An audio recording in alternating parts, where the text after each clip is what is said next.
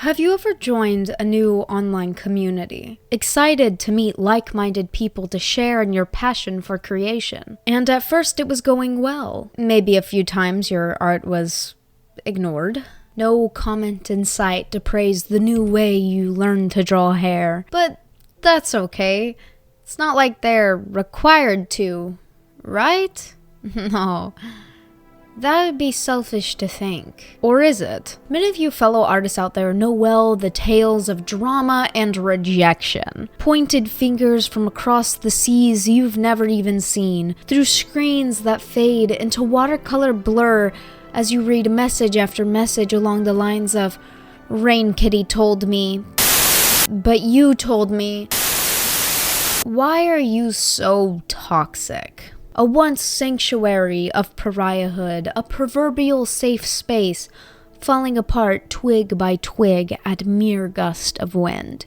But you and I aren't so innocent, are we? It's never that black and white, and youth tends to make us blind.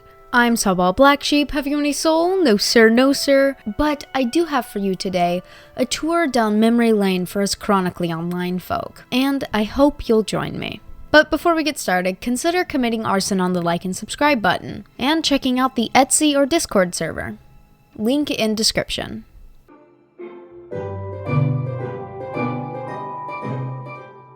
Art discords. Most of us have seen a few, been in some, but why do they often fall apart in senseless drama?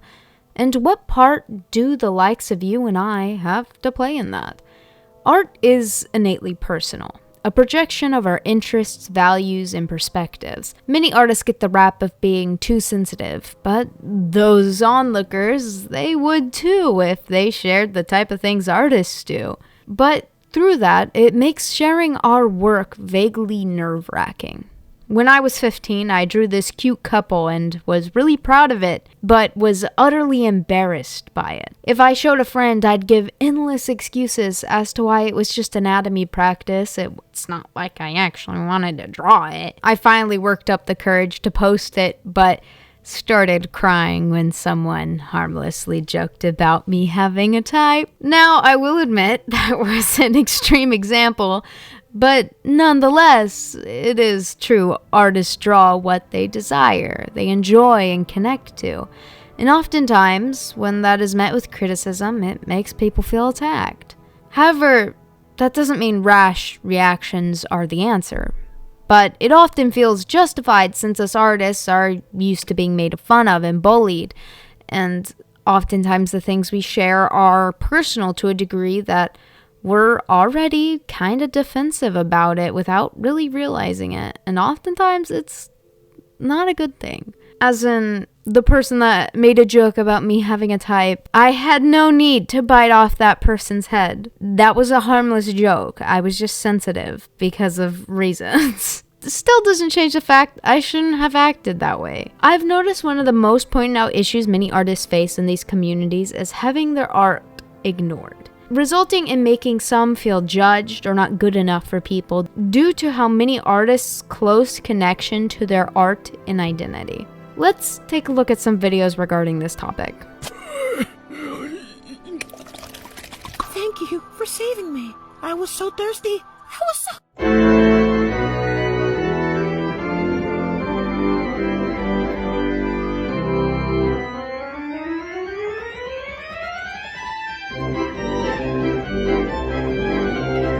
I hate it when you ask for crit on one specific thing, and then the person says, "Why does this look like this?" Like, fuck you mean why? It's a stylistic preference. Did I ask for help there? No. If you see a person with a birthmark on their face, would you ask, "Why do you look like that?" Like the fuck? It's basically the same thing. Well, it's not. But you get the point, right? Now, as much as feelings are valid, feelings and emotions are a horrible moral compass. It's okay to feel dejected and hurt, but also recognize these people owe you nothing. You don't need praise or attention, and most of these people barely know you exist. Just as you probably ignore things to a degree and barely know some people exist. You have 100% at some point in your life made someone else feel like shit without realizing it. And I'm saying that so we all can recognize the humanity in each other, which is something we often overlook when our feelings are hurt or we feel attacked. It's okay. It's just a part of being human. I find oftentimes in these communities, they tend to devolve into a mess due to perceived immoral slights. Something you drew not being responded to, a vague or underhanded compliment, an accidental misgender, talking about a topic that some find triggering, a shade below or above a character's natural skin tone becoming a whole drama. Now, underhanded compliments are rude, but who's to say that that person was actually giving you an underhanded compliments? Tone can be hard to read. And if you do perceive it that way, then take responsibility and don't interact with that person. It's not a drama you really need to get into. Just leave it at that. It's not okay to misgender someone, but accidents happen. It is what it is. And it oftentimes is not a reflection of someone's ethical value, because misgendering can also come from phonemic awareness issues. Now, if someone's consistently doing it and putting down your gender identity, then yeah, they're an asshole. As for triggers, people are not responsible for your triggers.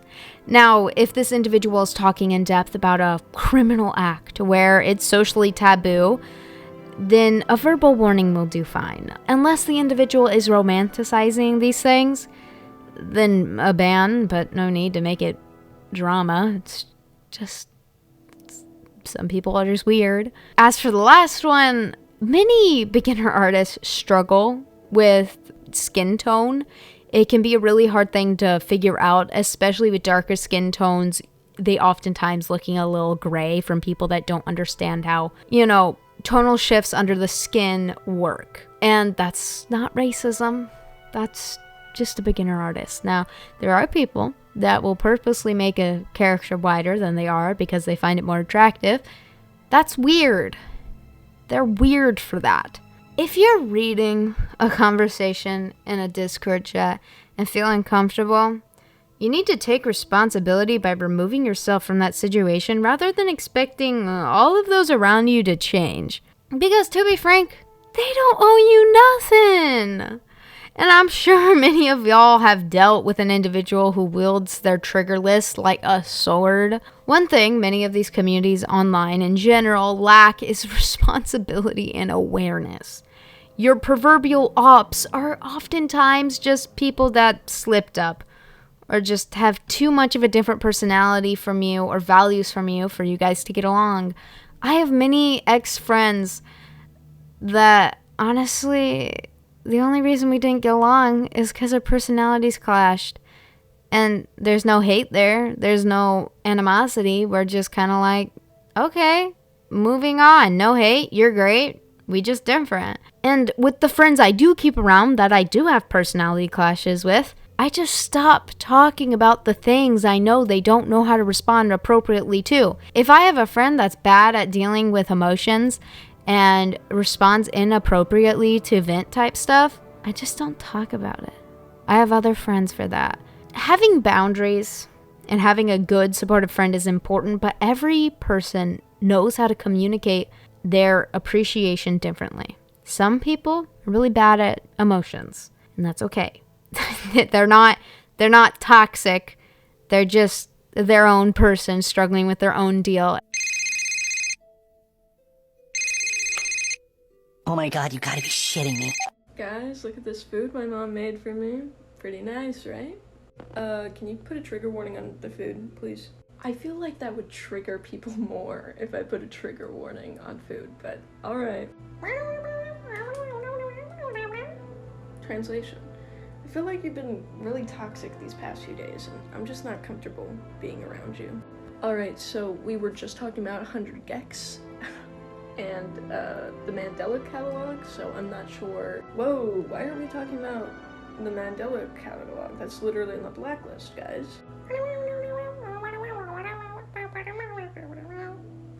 What are you saying? Also, why was Plant banned? Plant was banned for numerous reasons. Here's a whole Google Doc why. Plant fake claims suck? Yeah, and then we put them in a group chat called Confrontation, and we just got it all sorted out. But they're banned now. I mean, it's better for us. Alright, so you're gonna put them on the blacklist? Yeah, I'm gonna put Plant on the blacklist. Figures, man. I mean, we got all the banned people on the blacklist. That's why I can't say my sister's name. Whoa, you know how we feel about familiar terms. No. This 2020 era of Discord was awful. This idea of the perfect safe space decaying nuance and sensibility to every corner of every little artsy, nerdy Discord around. I do think it's good to be mindful and filter what you're talking about. As in, don't talk about drinking and adult activities with a group with minors in it. Don't vent your traumatic experiences in general. Don't go into detail about violence and assault. There are plenty of normal things you gotta filter to respect those around you, because most of these people are strangers and honestly need to be treated as such. However, needing to put the word kill or blood behind a damn spoiler is goddamn insane. This isn't a safe space anymore. It's a padded cell with Care Bears tickling my asshole. If you find yourself in this situation, leave. Don't antagonize anyone. Don't insult anyone for being sensitive, even though the urge is so hard to fight sometimes. Just leave them and be. It's just not worth fighting. And honestly, we are just as bad if we start insulting them for being triggered by the world's most mundane things. You don't owe strangers in a Discord anything. However, you do owe your friends something. If you know something hurts your friends, if it doesn't hurt you by stopping, you are a bad friend if you don't listen to that boundary. And if you think that boundary is lame, well, tough luck. You either respect it or just stop being friends with them. There is a sense of responsibility that we as individuals should take on. Don't let anyone put more on you than you should. Just disengage. And I know that can be hard. I often fail at my own standards because I'm human, and I and you will fail at our own morals more times than we can count.